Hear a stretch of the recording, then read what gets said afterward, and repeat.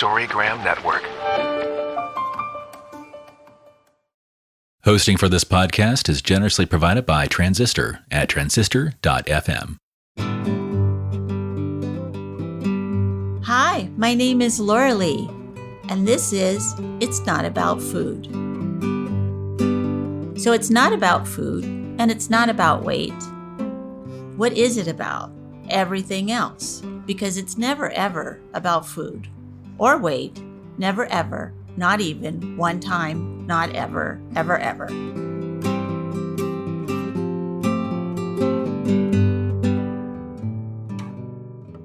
Hello, everyone. This is Laurelee Roark from It's Not About Food podcast.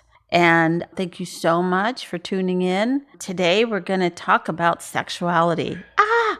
And the front of the card is of the goddess and the little deer animal, and they're shaking their booty, dancing a little bit, and in their bodies, there's a really beautiful spiral going around in her first and second chakra, if you will.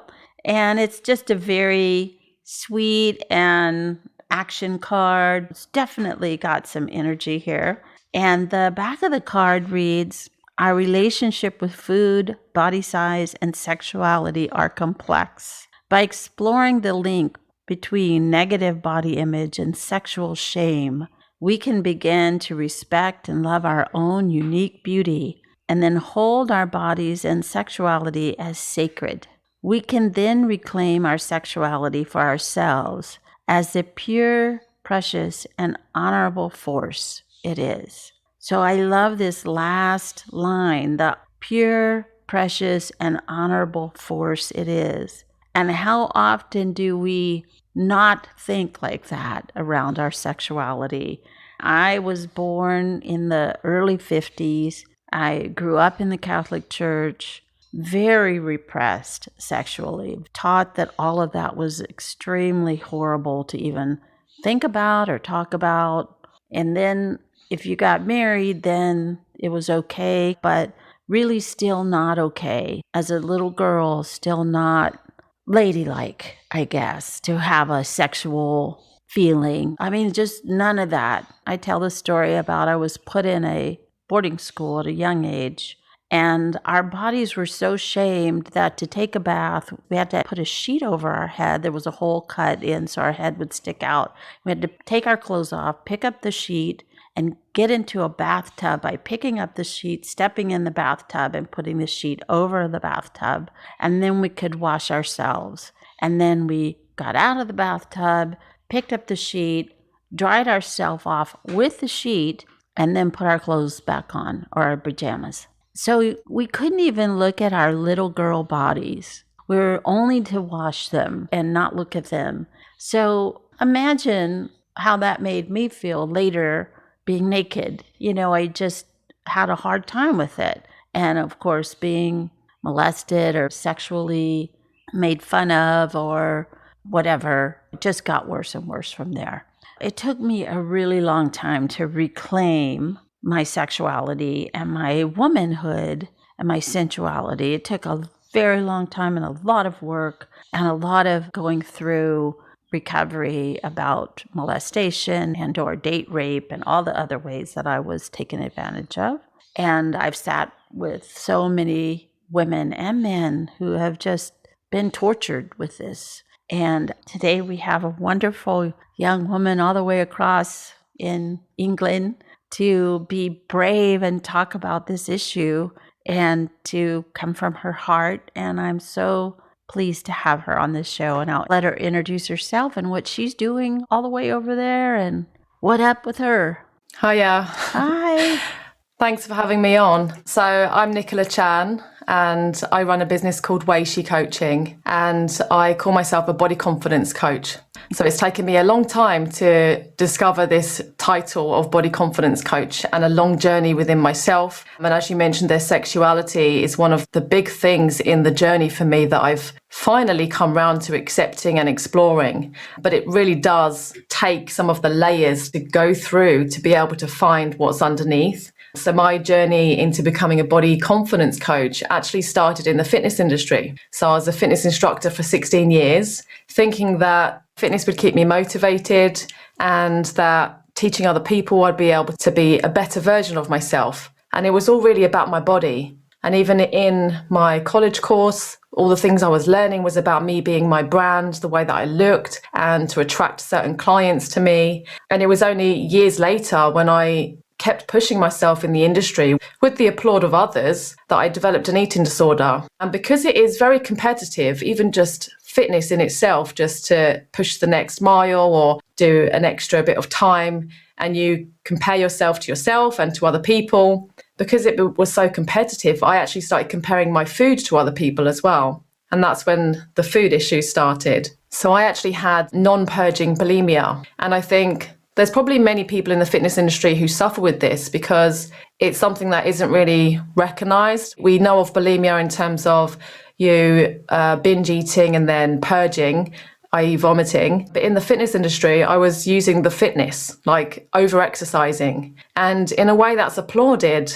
If you're not reaching the body target that you want, you're told to exercise more, diet harder. And obviously that was the opposite of what I really needed to do. And I ended up years down the line actually losing my period, suffering with HA, hypothalamic amenorrhea, and going through fertility treatment. So even then, the fertility specialist didn't recognize the HA. They just said to me, are you healthy? Do you exercise? Do you eat well? And actually what I needed to do was the opposite to the government guidelines, which is eat less and move more. I needed to eat more and move less. Yes, I know. And again, our little poor feminine bodies are like, we know how to do this. We know how to have kids. We know how to have breasts. We know how to have a period. We already know how to do all this. And then some sort of outside of ourselves tell us, you need to be thinner, but not so thin that you don't have a period, but you need to be right up at that edge. Or I can remember wanting to be so thin that I was close to dying, but I wouldn't die. But very close. I wanted to put right on that edge, be as thin as I could be, but not die and not have any consequences, which was not possible. So I had the same kind of thing. Like we had a big crazy thing here called fit or fat. And I used to say fit or effed because it was like, if you didn't stop eating fat during maybe it was the 90s, it was a big thing here, fit or fat. You had to stop eating fat and then you would be really fit and then you would be okay. So all these women stopped getting their periods because hormones are made in the fat of our bodies. So if we had zero fat or really close to zero, like a man does, or a young boy, I guess I should say, a teenage boy, a lot of times have very low fat. We couldn't be a girl. We couldn't have periods. We couldn't have a baby. We couldn't have breasts and hips and a butt. We couldn't have stuff like that. So just insane things that we're told. And by the fitness industry, but by doctors as well, or by good people who are trying to help us, therapists, all kinds of people. What you said about anorexia as well, I think in the initial stages, I actually wanted anorexia. I would look at the pictures of people who'd recovered from anorexia and thought, at least they're still thin. And so I thought if I could get myself to be a little bit too thin rather than a bit too fat, that was the messaging that I grew up with. I thought I'd be okay. And I just felt that I failed at having that eating disorder because I ended up binging. And it was just something that I hadn't ever heard of. Yeah, and I have people that come to me for therapy that'll say, well, I have an eating disorder, but not a good one because I'm still fat. It's like, you know what? There are no good ones. There's no good. And that's the thing. We don't tell people that you can have eating disorders at any size. That's right. You just see the picture of an eating disorder and it generally is someone with anorexia. And yet we shame everybody who has bigger bodies. Yes, of course. When did you put it together, your sexuality and your eating disorder and your recovery? When did you start to smush those into a recovery? Besides the fact that sexuality obviously relates to my menstruation and me being fertile, that penny didn't drop for me until the last few years, really, since I'd recovered from my eating disorder and just started in this journey of discovery. I remember actually in the podcast that I used to listen to, there was a lady called Kyla Prince, and she spoke about discovery after recovery. And it was something I always looked forward to experiencing. And I feel that I've been in that stage for a while now. But in terms of the periods, it was really the fact that I couldn't get pregnant and no one could find an answer. And I had to eventually just stop exercising in order to get my periods back and then find a balanced way of incorporating the two. And I had a lot of anger with the fitness industry and the messages that we promote. And I felt a bit depressed actually for a while because I thought, this is my life, this is my identity. I was known as the fit girl, and I would do everything the hardest and the longest. And my clients in the class would come up to me and say, you're amazing. And because I had that validation, it just pushed me to do more. So I really felt a lot of internal turmoil and couldn't really express it to anyone because I was running this brand. And I felt like I need to leave the industry. But then the depressed feeling that I felt when I imagined doing something else, I knew that I needed to stay. And I just thought, if there is no one like me in the industry saying this stuff, giving the truth, then maybe I need to stay so that not everybody is going to end up with an eating disorder or over-exercising. There can be someone who's actually talking about the truth. That's exactly right. I'm so glad you stayed. We need people like you in that industry. Like, we need doctors who have recovered in order to be able to talk about why it's not a good idea to put a person on yet another liquid fast. We need people who go beyond what they can learn in a book and actually have it in their bones, have it in their body that they recovered from this. Thank goodness for you. Thank you for doing it. And also, where you just mentioned the doctors, my first experience of going to the doctors and I said, I think I have an issue with food. The first thing they did was put me on the scales, and they actually laughed at me because I had a normal body weight, i.e. I fitted in the BMI. And they said, you're making it up in your head.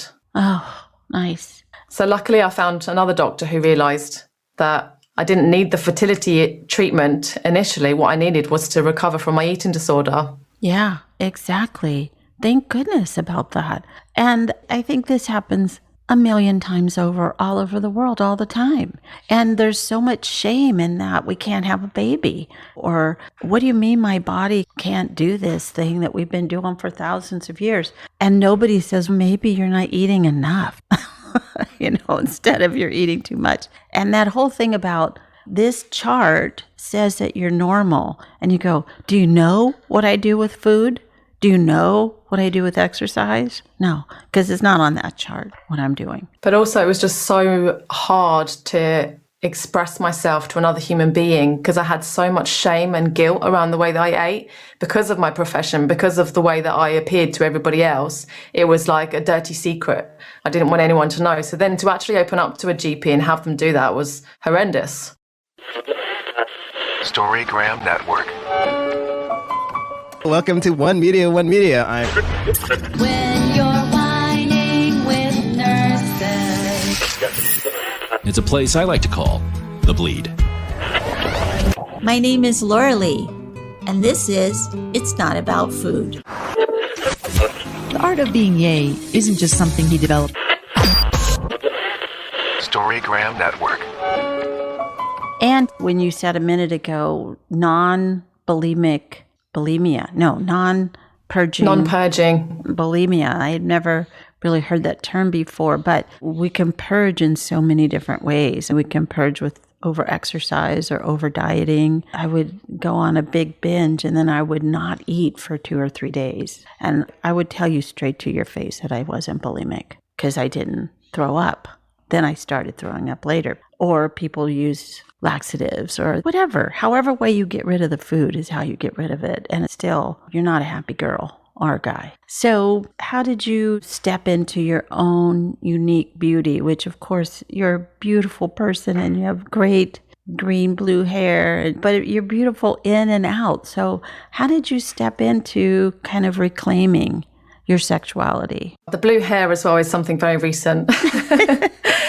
As I said, in the discovery part of the journey, there's all the different layers. So my word for the year was to be my true authentic self. And after my eating disorder, when I'd spent so much time in my head focusing on hating myself, I decided to try to love myself instead. So I changed my brand and I became body positive, stayed in the fitness industry and started promoting this message of all-inclusive fitness. So all bodies, all races, all different abilities. That's who I want to stay in the industry for and help and continue my journey as well to becoming my true self. So I've done it through my own coaching. I became an NLP and hypnotherapy coach as well, so I could help other people with the same thing, because it really was just a mindset shift.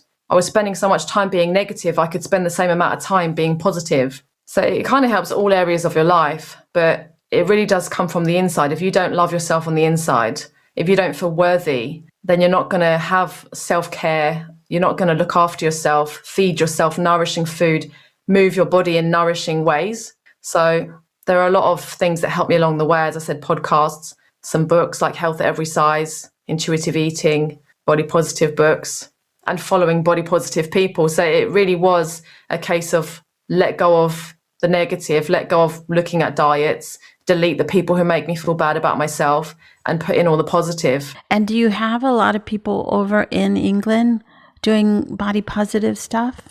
There's a few people actually, because as you start promoting the message, you start to connect with other people who are doing similar things, and you can share ideas and go to each other's classes if you're local.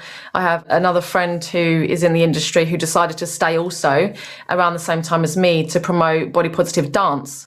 So she does the dance side and I do the fitness side. Beautiful. And to answer your question, in terms of the sexuality, that was the final layer as I took away the eating disorder. And where you mentioned earlier about your body being female and needing enough fat to develop breasts and hips and everything, I think in a way I subconsciously didn't realize that I was making my body manly, like masculine, in terms of not having fat and being very muscly in a way that would protect me from the world. And this is all stuff that I've learned through NLP and my subconscious mind. And it was actually because of sexual abuse that I'd experienced at a young age when I was 14. And so I think one of my first ways of coping with that was actually having control over food. Yes.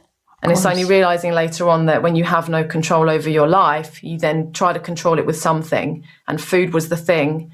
And it was also a massive distraction. I then forgot about what had happened to me because food was now my problem. Exactly. Yeah, I tell my clients and myself too, like I know how to feel fat, quote unquote fat. How do you feel? I feel fat. Fat's not a feeling, but it is the only feeling I had for a long time because so many things went under that umbrella. I feel not okay, goes under fat. I feel unlovable, goes under fat. I feel like inept, goes under fat, so that umbrella of I feel fat was such a familiar feeling for me, feeling scared or worried or tired or angry. I didn't like those feelings. So I would smush everything under I feel fat because I knew how to feel that. I knew how to feel not good enough. Yeah, I think there's a lot of numbing that goes on with eating disorders.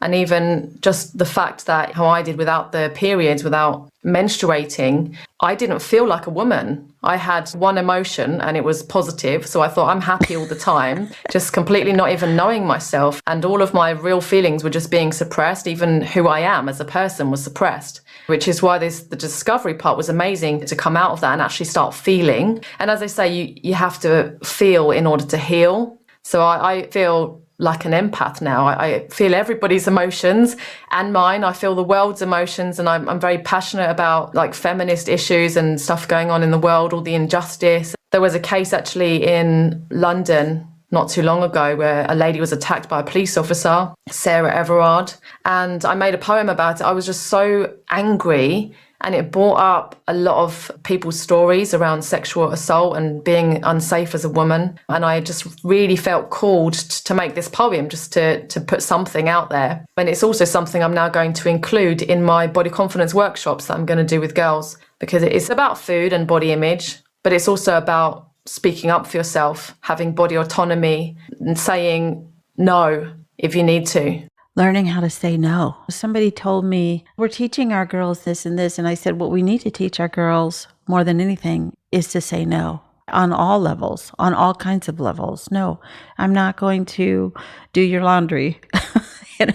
No, you can't touch me there. No, I don't want to go to that school. No, I don't feel comfortable with that teacher. To say no and to be okay with that. But I think even before saying no, it's learning what is a no for us. When you're so out of tune with your body, you sometimes don't know. Like I used to be a massive people pleaser. I would just order what someone else wanted to order because I just couldn't make a decision for myself, because I couldn't take a moment to go inside and think, what do I feel like? Yeah.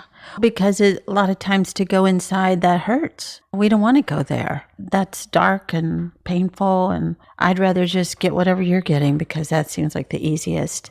And that's what I mean about no, is you don't even know if you want to do something or not, because I was taught to go along to get along. Just do it.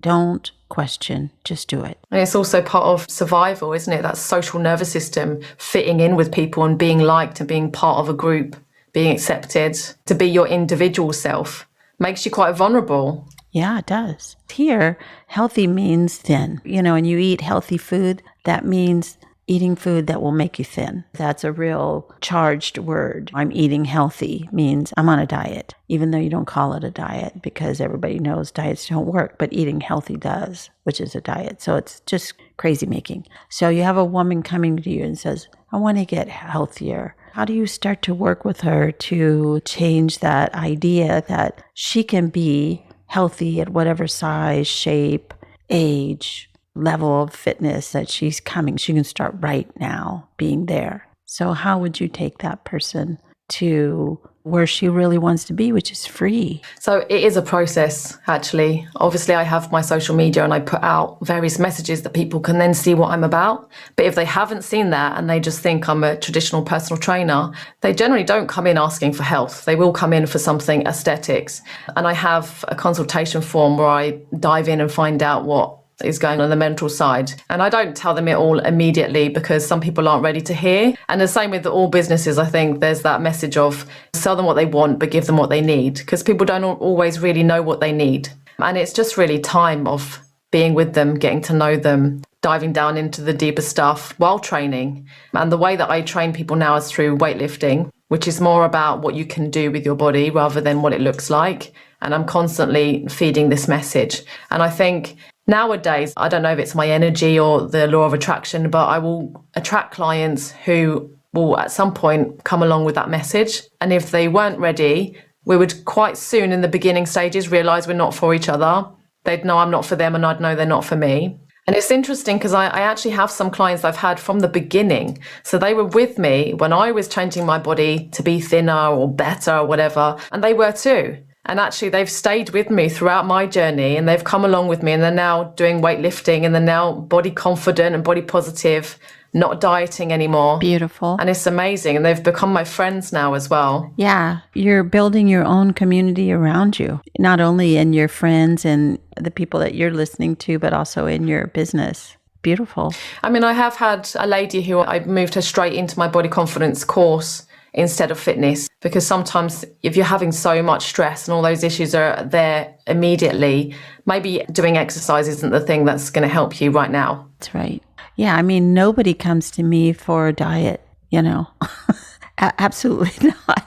And even if somehow they got through and they're on the phone and they'll say something, well, I'd just like to lose a little weight, that may never happen. You may gain weight. You may stay exactly the same. You may not be a good weight for you. And it's like, but it's a process. It's a process. Why don't we see what's really running the show rather than changing the outside? Why don't we see what's really going on inside? Absolutely. And this is why I'm really excited about working with the younger girls. So I haven't started that yet. We're actually starting in about 10 days from now because obviously the schools are then opening up and allowing people to come and visit. I'm looking forward to talking to girls, hopefully before they go down the lines of eating disorders, although obviously they are happening younger and younger these days. But I think as well, this is why it's so important still to educate the adults. So if the mums messages are rubbing off on the children or they're impacting the way that they eat, they're watching mum and copying the same behaviours. That's right.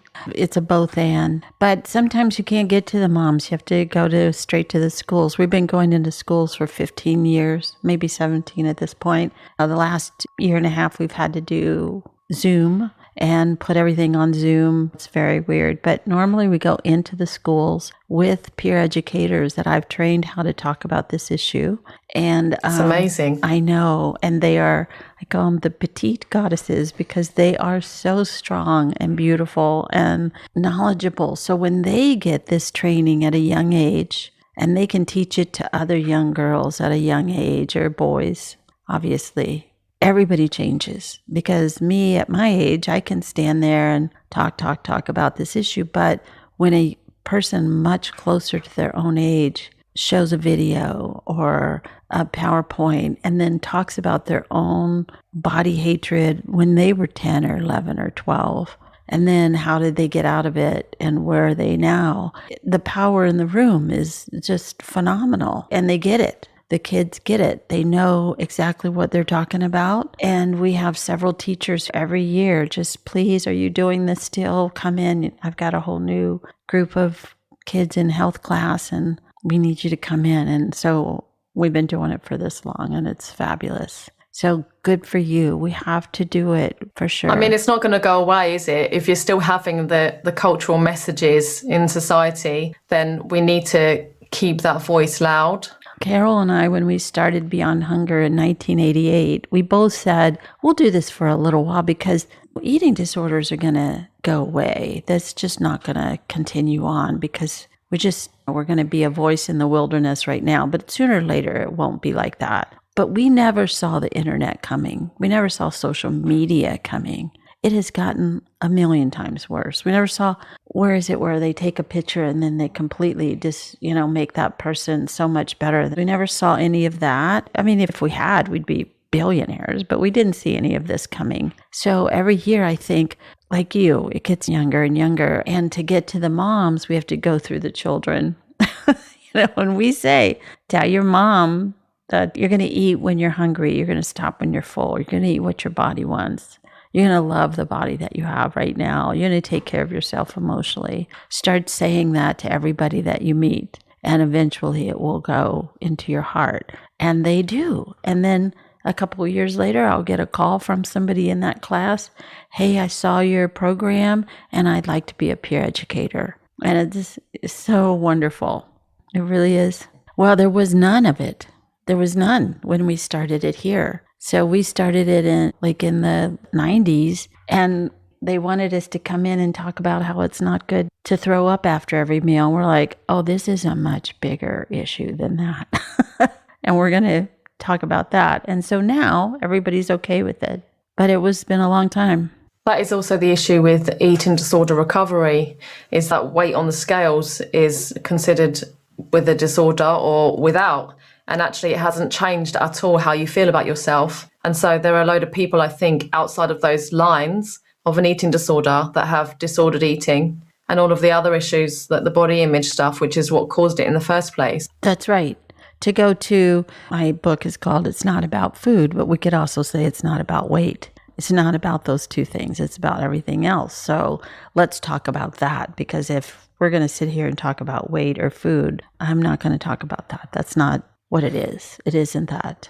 So before we end, you have a little platform right now. Is there anything that you want to get out into the world that you're doing, or any way that people can find you to support you in supporting all of us? Yes, so I have my body confidence workshops that I'm doing in the schools, but I also do them online. So every now and then I will host one on Eventbrite. I assume you have Eventbrite over there.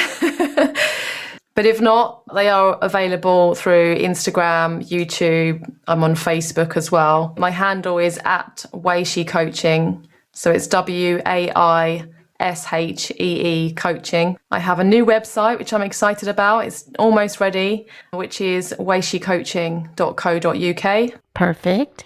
So I also have my 12-week body confidence course. So that is where I'll get a group of women together. We'll go through the course each week at the same time with Zoom calls, so they could be anywhere in the world, and I will give them a video and journaling exercise to do each week, and then we do the coaching together as a group. That is so great. You're not able to do that with weights and stuff like that. Can they be in their own little... There's no fitness involved in that at all. It's all mindset stuff. It's the deeper thing. So there's a few weeks about food and body image, and the rest is about giving yourself permission, about speaking up, non-violent communication. Is quite deep.